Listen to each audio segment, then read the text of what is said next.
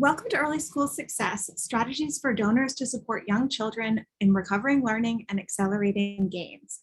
I'm Kelly Andrews from the Center for High Impact Philanthropy at the University of Pennsylvania. Today, our hearts are heavy after the gun violence in Uvalde, Texas, that killed 21 people, including 19 elementary school children and 2 teachers. Thank you for your commitment to ensuring that all children have an opportunity to learn, grow, and reach their full potential. Today, Kat Rosqueta, the founding executive director of CHIP and adjunct faculty at Penn School of Social Policy and Practice, will discuss the strategies in the Early School Success Primer. Kat is also a board chair of Candid, the merger of GuideStar and Foundation Center, and a member of the board of Greenlight Fund. Then, Kat will be joined in conversation with 3 distinguished panelists. Ralph Smith, managing director for Campaign for Grade Level Reading, our partner on the Early School Success Primer. Ralph calls himself a recovering law professor, formerly at Penn Law. He's also a former senior vice president of Annie E. Casey Foundation. Rashanda Perryman, program manager in community stewardship for Vanguard, where she co-leads the Strong Start for Kids grant-making portfolio. Rashanda has previously worked at the William Penn Foundation, Children's Defense Fund, and as a teacher and caseworker. Sterling Speirn, Interim CEO and President of Maine Community Foundation, is former President and CEO of the W.K. Kellogg Foundation and the Peninsula Community Foundation. After our panel, we will open up the webinar for audience questions, so please enter your questions in chat or using the Q&A function on Zoom. Now, here's Kat Rosqueta. Hi, Kelly. Thank you for introducing us, and welcome. Thank you for joining us today. What I want to start out doing, and to frame the conversation that I'm going to get to facilitate with Ralph and Sterling and Rashanda, is just give you a high-level view of what is in the primer that Kelly referenced, which is available for free from our website as part of a whole donor toolkit. For those of you who are here because you're trying to understand how you can recover learning loss and advance gains. And in that primer, we identify 3 evidence-based strategies that can help all kids thrive. The first is to support the whole child. Children cannot recover learning loss or advance gains unless they are emotionally, mentally, and physically secure, right? That whole child view is part of what every person needs in order to build the school and life skills that are linked to life success. Examples of that include things like adopting a multi-generational approach, because as the young children are that we're talking about in the primer, they are reliant on the adults in their lives to ensure that security, right? Their parents and other adult caregivers and all of those who are in charge of making sure that they have a strong start in life. The next evidence-based strategy that we discuss is to expand learning opportunities. That was especially brought home really clearly when all the congregate care settings had to close due to COVID, when schools had to close due to COVID. So what we often think of as the traditional sites and times of learning were no longer available to our youngest children, and still today in some cases. So the idea is to expand where and when learning takes place. This can include things like investing in high quality childcare and reinforcing that learning happens everywhere and all the time. And in our discussion later today, you're going to hear of some of the really innovative ways that people have addressed that. It also includes growing the pool of teaching talent and rethinking who our teachers are. And last but not least, and this is actually a strategy that in some ways reinforces the other two strategies, is to ensure digital equity. Again, this was an issue that was brought home really starkly during COVID. Although it's been an issue, the disparity in digital access and device access has long been known. But what does that mean? That means not only increasing student access to devices and broadband, it means in a way that you're supporting the whole child and their families, increasing their families' access, supporting digital literacy with training and ed tech to all those adult caregivers I mentioned earlier. So it's not just about the children and the connectivity, it's about the literacy, digital literacy and devices for all of those who are trying to help these children succeed. So that's a high level view about what's in the primer. Like I said, this is a free resource that we are making available to individual donors and institutional grant makers around the world who care about this topic. But what I'd like to do now is welcome our panelists, because all of them in the different roles that Kelly introduced them with are in some way working to implement these strategies and are in a position to talk about some of the great innovations that have happened during what has been an extraordinarily difficult time for these young people and their families. So hopefully you see the fellow panelists that I get to facilitate a conversation with.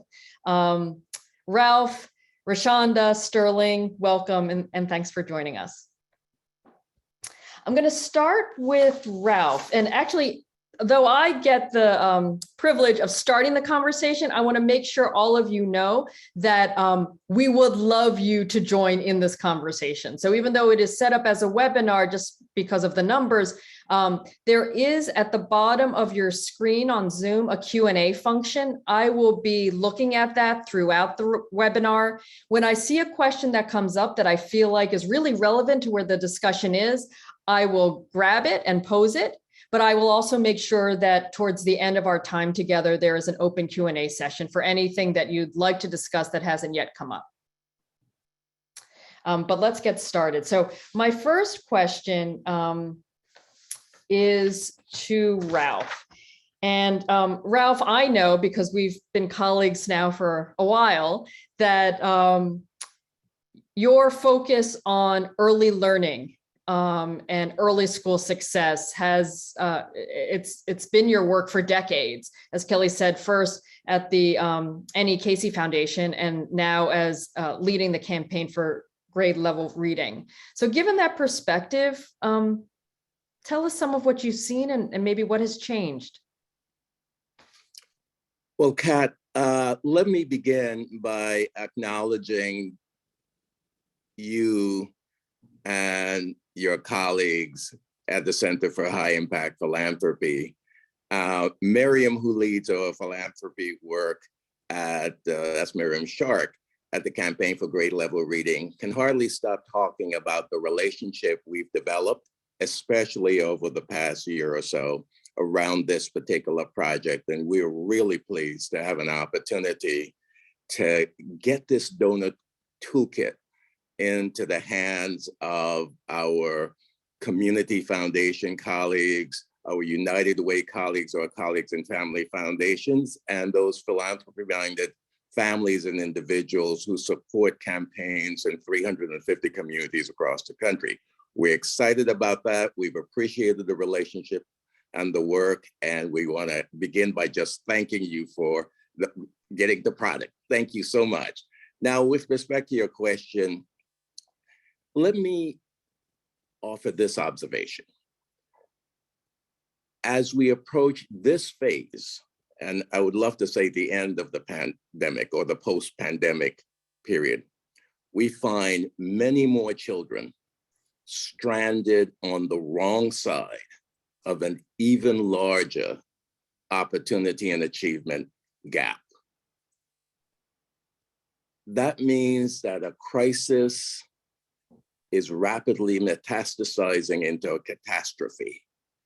a catastrophe which will require smart decisions around the public resources that are being allocated to early school success and equitable learning recovery. And equitable learning recovery must be regarded by us all as an urgent priority.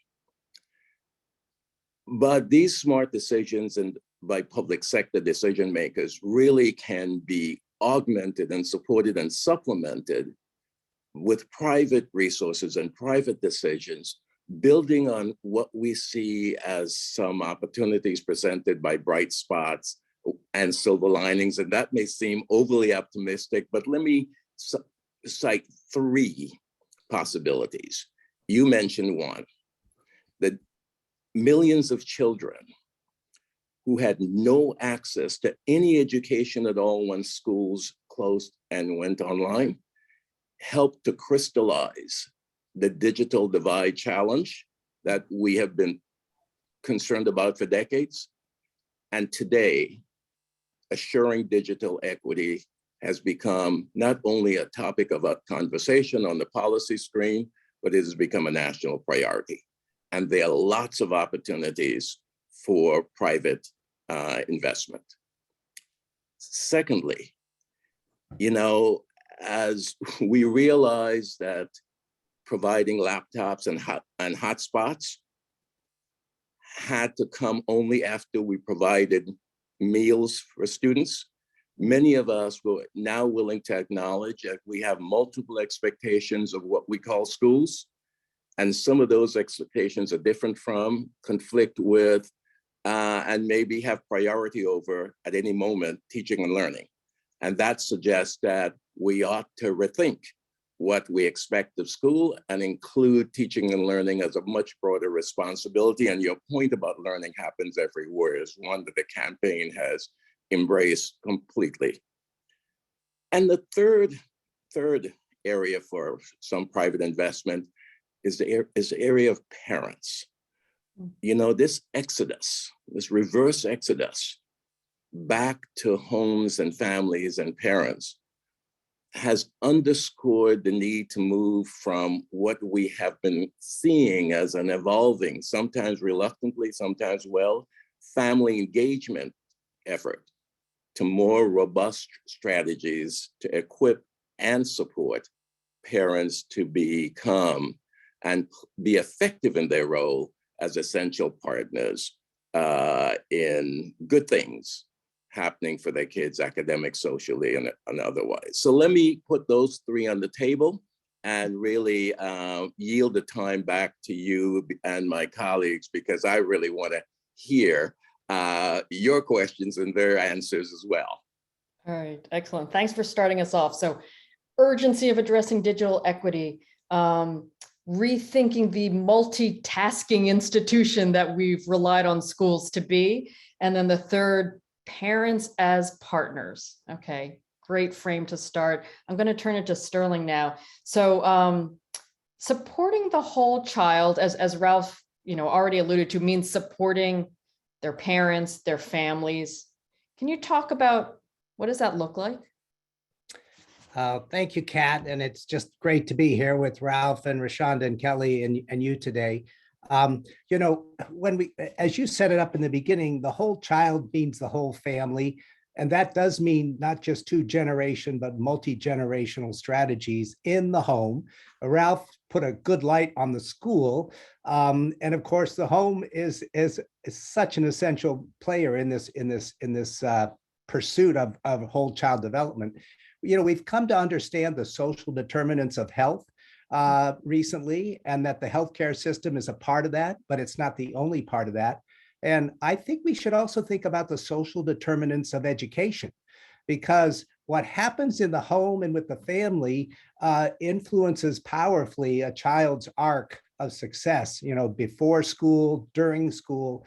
And I think what's exciting is more and more investors, funders, philanthropists, and governments are coming to appreciate that financial insecurity is one of the biggest contributors to stress in families in their home. We worry a lot about adverse childhood experiences or adverse community experiences, but the revolution in thinking about getting more financial resources to working families, especially when their children are young, I think is going to do a tremendous amount about supporting families, supporting the education of their young children. So the child care tax credit, which we understood reduced childhood poverty by 40% during its short-lived reign. But the arguments for the child tax credit were powerful and strong. Now we have local governments looking at baby bonds. I'm here in the District of Columbia. Our city council has created baby bonds for every child born in the district that's on Medicaid or living with 300% of poverty. Direct cash assistance to working families. We've seen amazing changes in family behaviors when we just address poverty by addressing the lack of financial resources. So it's exciting to look at child savings accounts, which the campaign has had several really great, along with Chip, webinars on child savings accounts. So anything that can put more resources in the present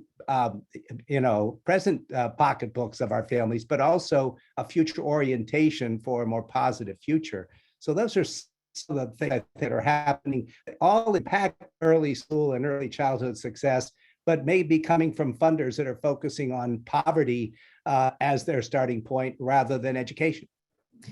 Yeah, that's a great example. I think a lot of times, like every sector, we can operate in silos and not appreciate the fact that actually, if you are successful in bringing more financial security, whether you may have identified yourself or not, at this, you are investing in early school success for the families that you're bringing more financial security to. One follow-up question, because I don't know if everybody is familiar with something that you said, baby bonds and children's savings account. Can you just explain what that is exactly?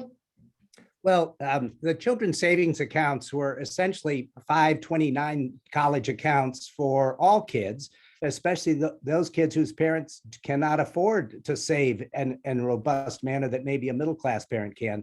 The data on child savings accounts is really incredibly exciting. The fact that a newborn child or their parent have a child savings account, in Maine, thanks to the Alphon Foundation, every baby born in the state of Maine gets a child savings account at birth. And that increases the likelihood of that child going to college by 4 to 6 times. Just the fact that there is some money already set aside for college education. And those accounts can grow. Baby bonds is essentially a similar approach, which says we will invest in a child every year, and when they turn age 18, they'll have access to those resources for future education. And these have all come out of the asset building strategies, I think, that Michael Sherrodden in his groundbreaking book, Assets for the Poor, where he said, in a capitalistic system, people rise out of poverty because they build assets, their own education, their home ownership, their business.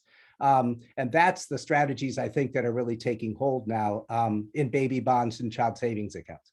Okay, fantastic. And what we'll do is, as some of our panelists mentioned, some of these great resources and thinkers and guidance, we will include some of them in the follow-up to this webinar, so that in addition to some of the resources that are on the toolkit.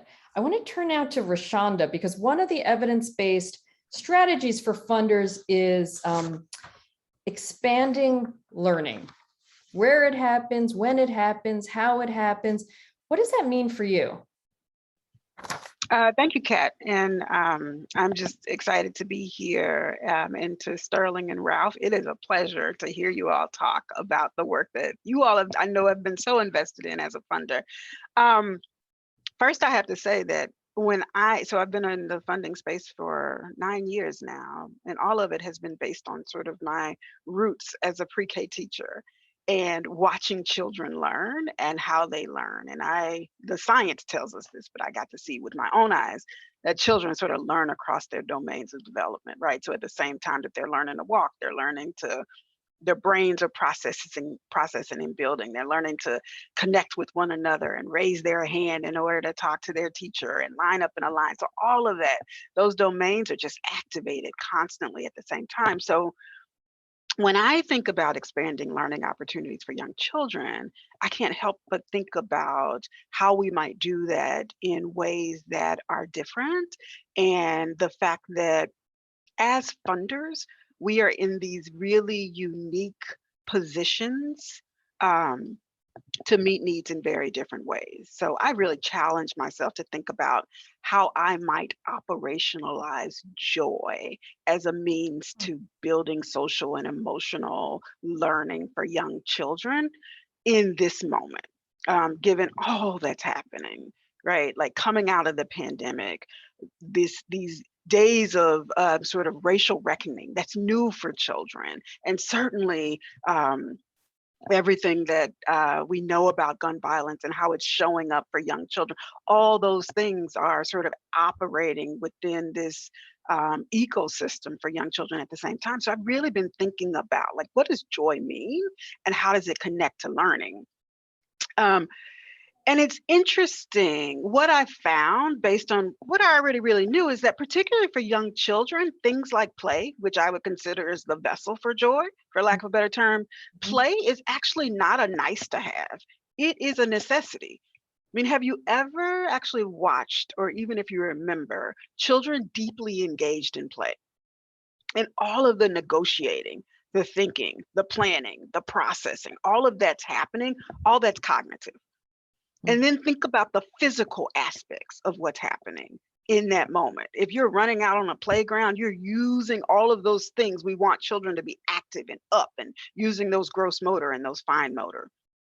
And then let's think about the innate social and emotional things that are happening with young children in play. So when I think about how we can expand learning opportunities, I connect it to joy. And then I think about how can I as a funder make sure that there are more opportunities for young children to play, to really invest, and how can we create these situations that are playful? Research tells us that play does all this super important stuff. They help teach all those soft skills that are necessary for success in school and life, those problem solving, that planning, that exploration, that decision making. It's fostering all that resilience to hardship. All these psychosocial and social emotional benefits come out of play. And it's really mitigating all those, when we think about early childhood, buffering that hardship, buffering that trauma that might be happening. So in my mind, it's really a key and a useful tool that we can think about. And how can we as funders create opportunities for that kind of meaningful play? And for young children, it might mean, right, supporting building our community design play equipment. It might mean more digital opportunities. For older kids, it certainly might mean those things. But I think we can think about where are these opportunities to open up children's, what they do well, what they do naturally, and make sure that learning is happening as a part of it. So play as a vessel for joy, which is necessary for early learning, early learning as the foundation for life success, right? You sort of made all those links for us. I wonder if you could share any examples of how nonprofit organizations and funders are taking that logic and turning it into something that is supporting the kind of joy and play, and maybe any that were specific, during these past 18 months, 2 years of the pandemic. Yeah, so I love that question because I've been looking at a lot of these organizations. So we have like historical organizations like a Kaboom, right? And how Kaboom is using a racial justice lens to ensure that community is engaged in how they might build out play spaces in those communities where we know, who knew? Well, yes, we do know this. We know that there's deficits in communities all across the country. And particularly Kaboom is a nonprofit. Yes, Kaboom is a nonprofit organization that builds out play space outdoor play spaces for young children. I'm sorry, I didn't mention that, but they're a really great example of how we can create opportunity for meaningful learning in communities that use actual community voice to design it. So imagine a place like Philadelphia where we know children want to play, but when you are subject to, when you might be scared to go outside, your parents might be scared to take you outside, then where do you put play space? So the right people to ask about that is who? It's community. So organizations like a Kaboom has done a really good job of designing models that create what play space looks and feels like, and where they should go by asking the right people. And those are community members, they're young children, they're the nonprofits that are in the community, and then making it really easy for us as funders to actually fund those things. I love some shovel ready. I know as funders, we love good shovel ready projects that have the data behind them, that have the people engaged in them, and that are making the right linkages. Play is great. Play is great. Meaningful play is greater. Play that's designed for learning is even greater. And that's what organizations like Kaboom does. Yeah. So I don't know if we lost Sterling. So I'm gonna, hopefully he'll be able to sign back in. Here we go. Both Ralph at the beginning and then just now, Rashanda talked about digital equity and Rashanda in the context of particularly for older children. So what about digital equity? You know, Ralph's like, there's an urgency to address. Have we seen any great examples over the past 18 months, 2 years of ways that we're better addressing the need for digital equity? And I'll open that up to anyone. Kat, if I may, I always get excited when I listen to Rashanda talk. And she opens up a door. But let me tell you what Rashanda did not say. Oh, okay. And it's a really exciting project by Vanguard. And I am learning so much because what Rashanda has encouraged in 3 Vanguard communities is an exploration of how to build and reinforce parent agency. Help parent with a guide by the side to make good decisions, to feel a sense of efficacy about making good decisions, and to engage the local amenity and cultural institutions, the museums, the libraries, the zoos, and the like, in meeting those parents where they are and allowing them to have a fuller range of educational experience, to be able to choose among a fuller range of educational opportunities for their children.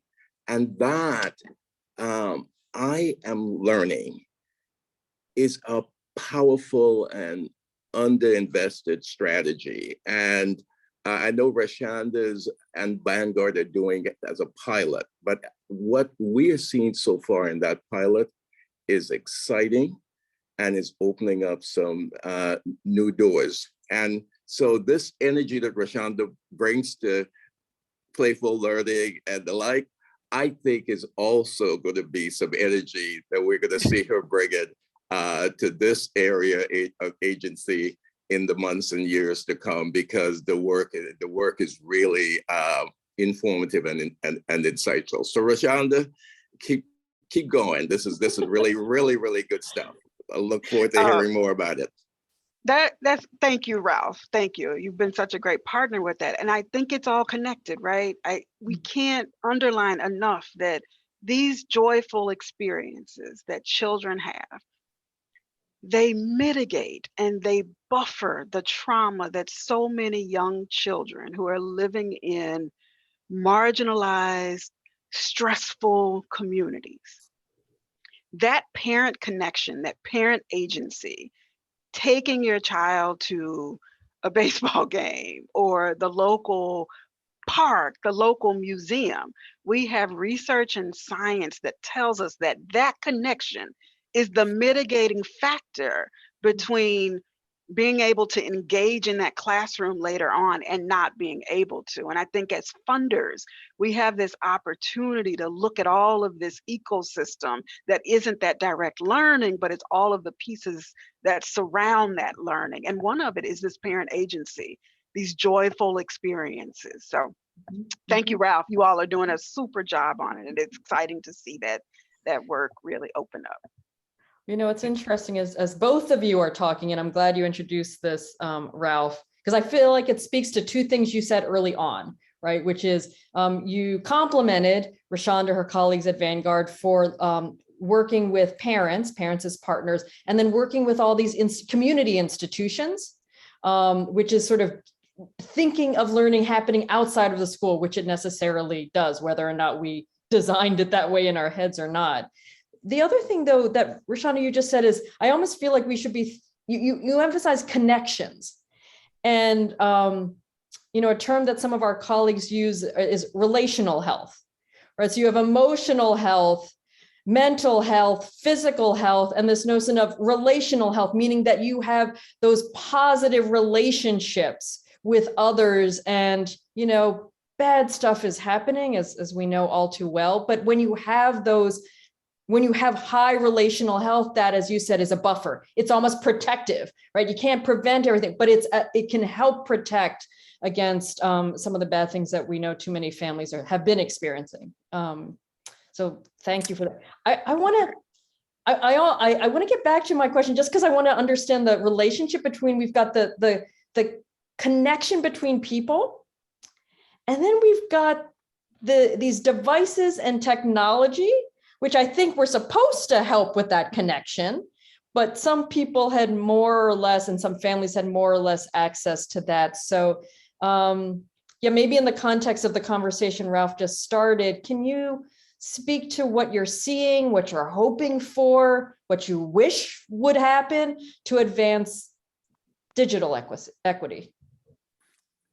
Well, I'll take a crack at starting that. What we're seeing, and we've got to acknowledge that the federal government and state governments across the country are responding well and rapidly to the digital equity challenge, but they've still got a long way to go. And what we're also seeing that is really encouraging is the creativity and willingness of private investors and private donors to step up. And we're seeing that happen in big cities like Chicago and Los Angeles and Philadelphia and New York. And we're seeing it happen in rural counties in Iowa and Kentucky and Tennessee. We're seeing donors find ways to fill the gap and to put in some temporary solutions for the next several years to give the public dollars an opportunity to come online and do the work. We've seen the creation of learning hubs in San Francisco with the recreation department, in Oakland, a community-driven, powerful parent-led effort. We're seeing it happen, digital equity, digital access for all in Suncoast, Florida, led by the Patterson Foundation. We are seeing across the country local community-driven, well-customized efforts to fill the gap. And that movement is perhaps the most optimistic result of the pandemic. And we want to encourage that movement. We want to encourage a lot of private investment, but we have to see the long-term solution to that as a significant, coordinated, well-executed public investment, and the affordable connectivity effort by the administration, which is being led by the FCC. We have to give them a shout out for making a great start to get families connected and in building relationship with the carriers and providers. And I want to emphasize, great start. There's a lot of work to do, but in the meantime, a lot of private opportunity to invest, to invent, and to show the way forward. Great. Sterling, anything to add on this point on digital equity? Yeah, just a great local example, what Ralph is talking about. In the great state of Maine, our 1.4 million people are spread out across the landmass that is equal to all other states in New England. That's New Hampshire, Vermont, Massachusetts, Rhode Island, and Connecticut. So the foundation actually put a big emphasis on broadband access before COVID hit. And I think the historical parallels to the electrification of the United States, way back to the Tennessee Valley Authority, when people didn't have electricity in rural America. And I now think that broadband is now seen as a public good, and that the public sector, as Ralph has said, at the federal and state level, our state in Maine has just taken a very ambitious approach, which is we're going to go the last mile, the last 10 miles into every rural home. And now broadband access is not a nice to have. To Rashanda's point, it's like access to play. You have to have access to the digital world for learning. And I think we're going to see that. We're going to see that. And I think it's accelerated greatly because of COVID. Right. So rethinking what is a necessary condition to recover those losses and advance these gains. So the Q&A, by the way, I don't know, is just lighting up. So I'm going to dig right into some of the questions that have come through. So one is, are there funding initiatives to educate and counsel co-parents, divorced parents, single parents? This gets to Ralph's, like, parents as partners, on how to mitigate some of the consequences of their challenges. The dynamics of a dysfunctional family traditionally impart negative impacts on children's appetite for learning, right? And which is something that all of you have alluded to in your comments. So any examples that speak specifically to educating and counseling co-parents, divorced parents, single parents on how to mitigate some of the consequences of their challenges?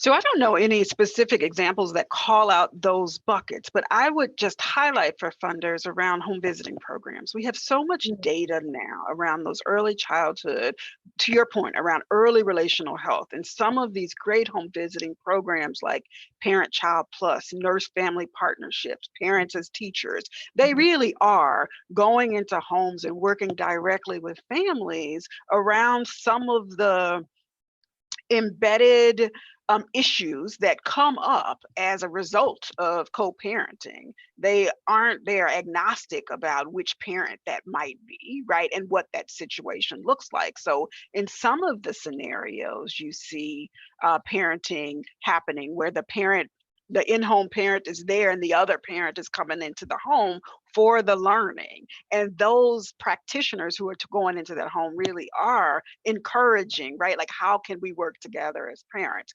I don't know that it's sort of set up to really think about parenting in the buckets, right? Whether you're a divorced parent or a co-parent, but it certainly are. There certainly is this sort of knowledge of how do I bring information into a home? And often they're practitioners from community who's trying to do that. Yeah. You know, given the large number of single and proportion of single parents, we've got to acknowledge and applaud the programs which have made a great effort to make sure that fathers are on the screen and are supported to be productive forces in the lives of their children. And there are many of those programs that are doing quite well. But as importantly, there really is a growing effort to meet parents where they are and to transform informal places and spaces into opportunities for learning, into learning-rich environments. And one particular effort worthy of many shout outs is the relationship between the Laundry Cares Foundation, which is the foundation of the Coin Laundry Association, and the relationship they've had with Too Small to Fail of the Clinton Foundation. we now see hundreds and growing to thousands of laundries across the country, which are creating book nooks and opportunities for children to read and learn while their parents are doing the laundry, converting laundry time to learning time. And we're seeing waiting rooms becoming a learning rich environment. And you mentioned earlier, and Rashanda mentioned earlier, the work of Kaboom and a whole series of partners to turn sidewalks and playgrounds and walls into learning. So what we're seeing is not necessarily a segmentation of the population, but an immersion, a surround sound approach, which is regardless of the size and economic status of your family. Mm-hmm. Wherever you go with kids, parents and kids, or caregivers and kids congregate, we should all have an interest and a commitment into making those places and spaces learning rich environment. And that is a growing and exciting movement across the country.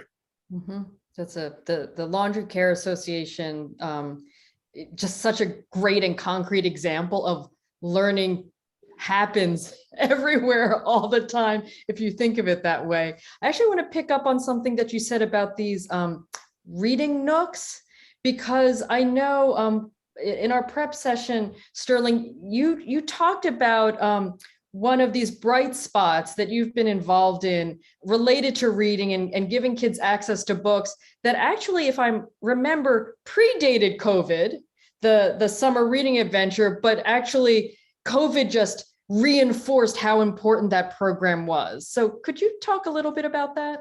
Well, it made me think of hearing Ralph, when Raising a Reader was created, excuse me, more than 20 years ago, it was essentially a book sharing program that used childcare centers as a distribution mechanism. And when all the childcare centers and then school classrooms shut down, our kids and families were like, where do I get my book bag?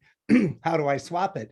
And I was thinking as Ralph was speaking, one way we support parents is we just pivoted and said, we've got to get these books and bags into families' homes.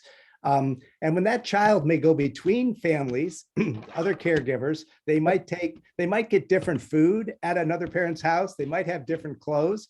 But when they take their bright red book bag with them, it's sort of like, I've got the toolkit with me. Parent just needs to plug in, because this is something I do wherever I go. The laundromat, the playground, wherever I go, someone is sharing books with me all the time. And it helps if, in fact, I've got some of them right with me.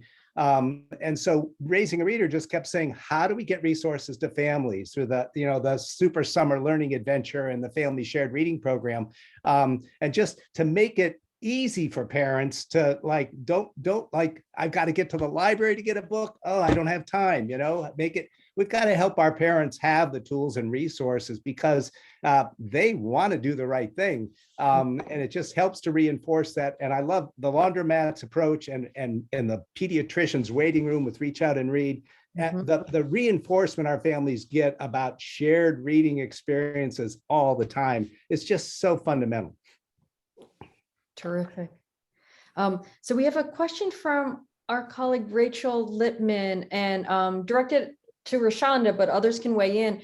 Are there good, what she describes as junk playgrounds, modeled on the free play spaces in Wales and Scandinavia that you've seen are working well here in the US?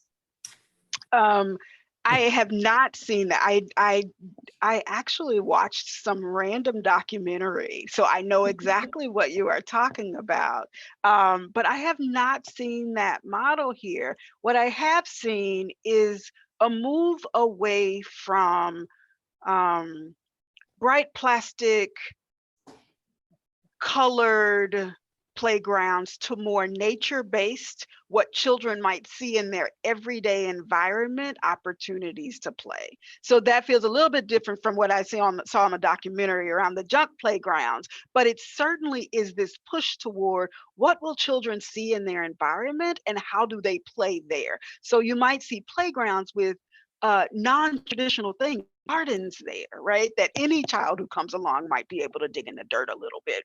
What does an old tire look like that's turned into a piece of play equipment? And then certainly, how do we construct this environment so that play again is meaningful and that a parent or caregiver or an older sibling might be able to engage in that moment with the child? I think what we are used to is parents, I mean, and I'm raising my hand here, that I will sit down on the bench and I sort of scoop my little ones off.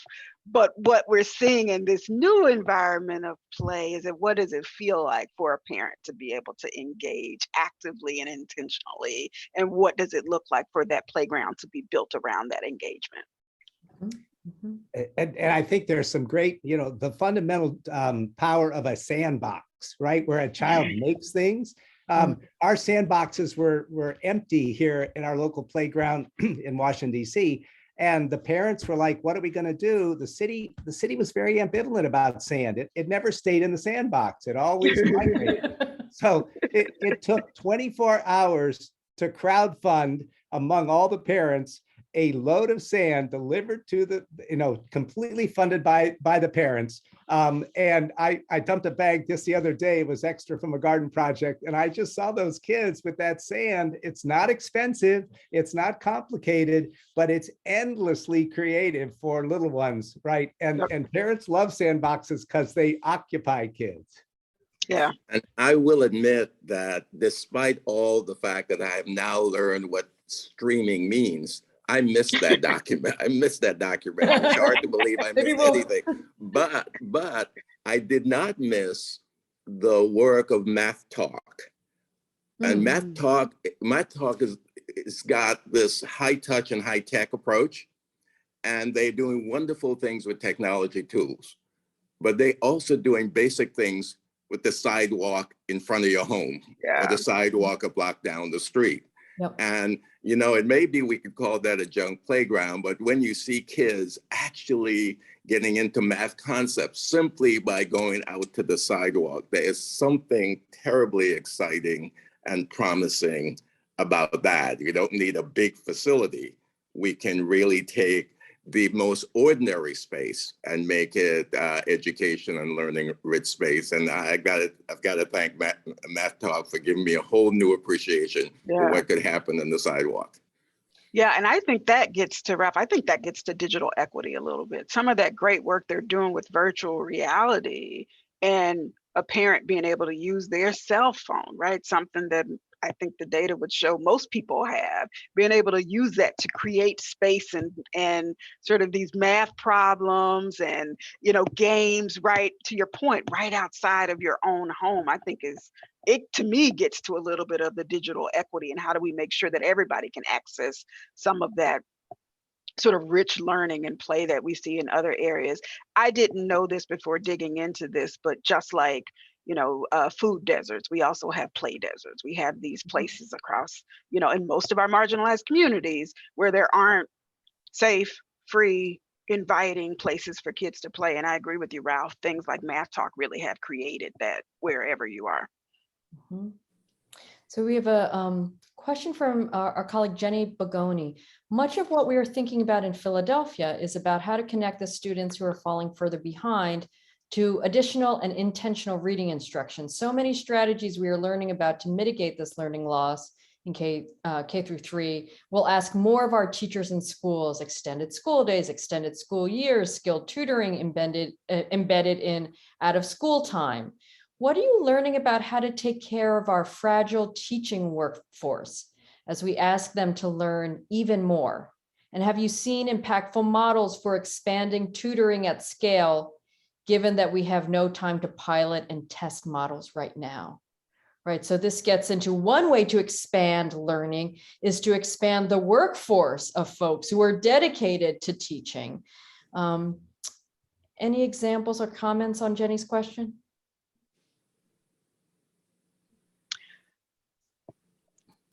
I'll go. Ralph, were you gonna- Yeah, Jenny's doing great work in Philadelphia.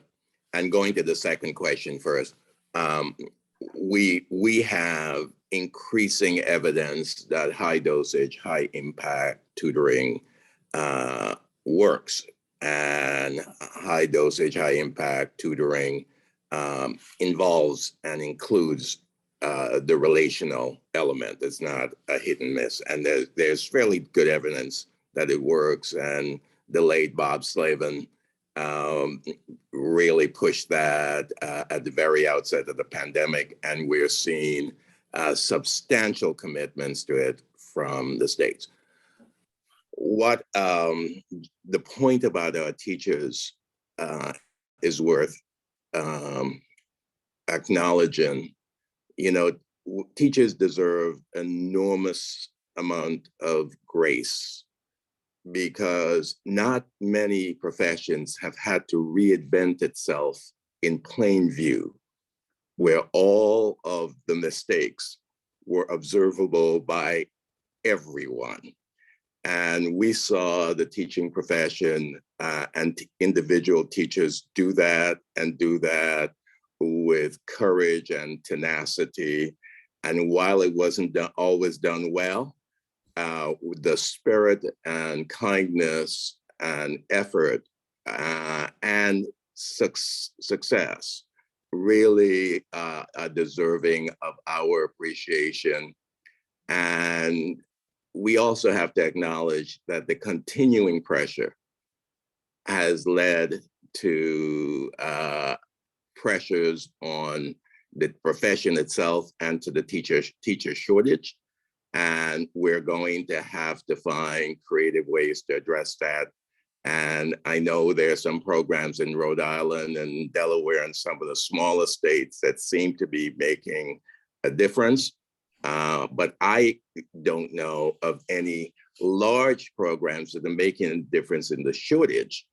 I do know that teacher coaching by the nationally board certified teachers, by the Board of Professional Teaching Standards, that teacher coaching is one part of the solution and a really important and demonstrably effective part of the solution. But I suspect they're going to have to be other pieces as well. Yeah. Rashanda, that might be my response to the question, but I'm anxious to hear yours.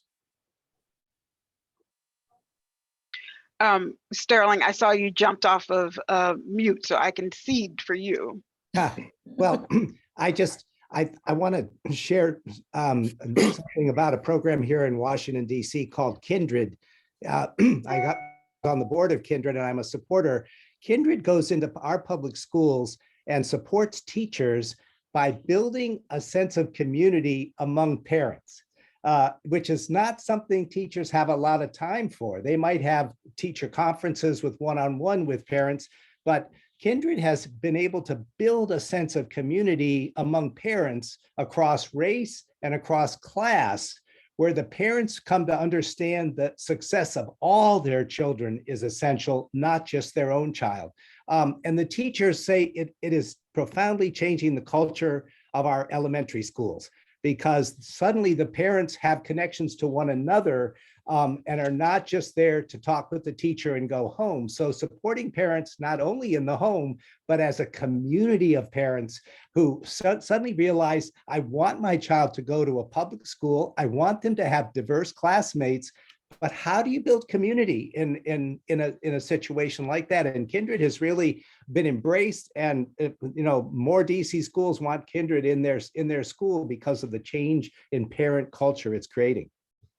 Terrific. Sterling, I don't know how you read my mind, but Kindred was literally in my mind. I was able to sit in on a training with them, and it is a game changer. I would also add in the 0 to 5 space that as funders, we have a fundamental compensation issue, and it's hard to even ask people to stay in the space and ask them to come into the space with with it being so underfunded. So I think supporting advocacy across the country, we've seen just sort of a drive toward advocacy for children 0 to 5 and the workforce that is supporting them.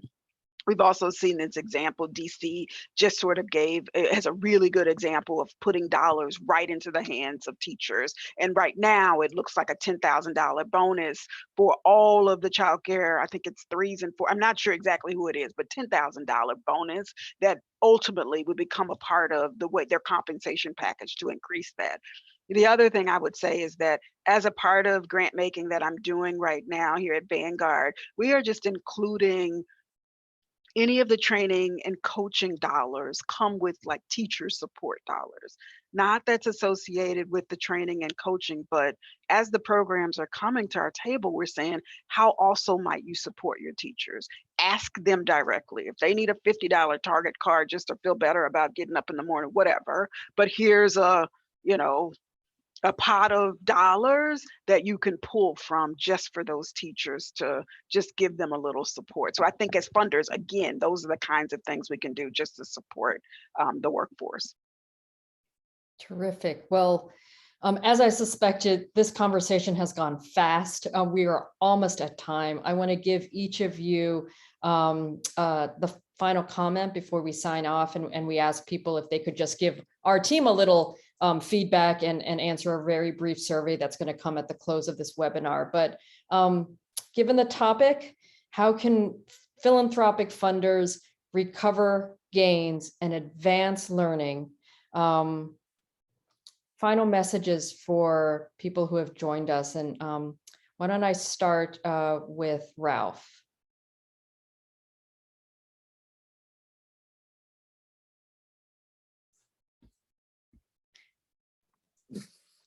There really are a number of opportunities for private philanthropy to make a difference.